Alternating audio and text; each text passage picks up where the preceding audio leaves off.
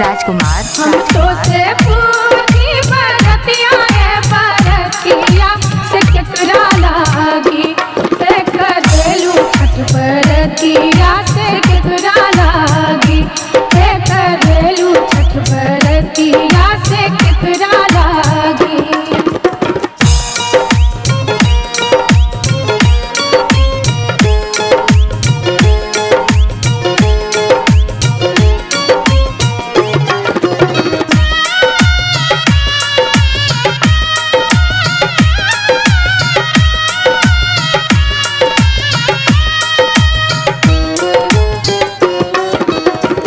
हम रोजे बेटवा को आने ऐसन बेटवा से उनके लागी डीजे रोजे बेटवा राजकुमार ऐसन बेटवा से उनके लागी ते करेली छठ बरतिया से उनके लागी ते करेली छठ बरतिया से उनके लागी।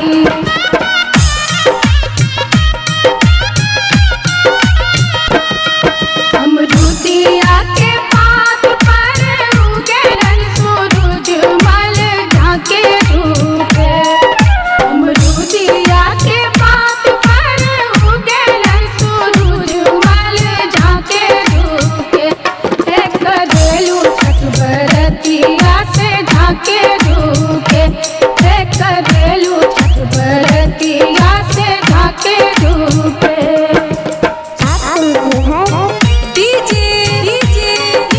राजकुमार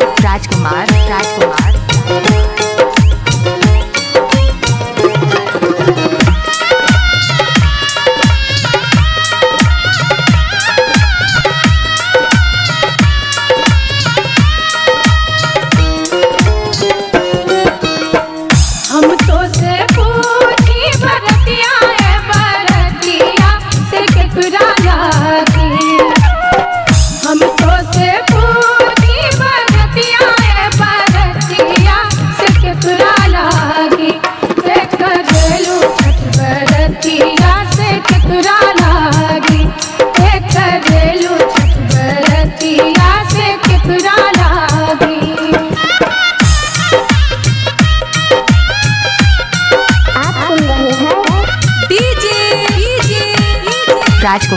राजकुमार हम रोजे स्वामी को माने ऐसन स्वामी से उनके लागी हम रोजे स्वामी को माने ऐसन स्वामी से उनके लागी ते करेली छठ बरतिया से उनके लागी ते करेली छठ बरतिया से उनके लागी।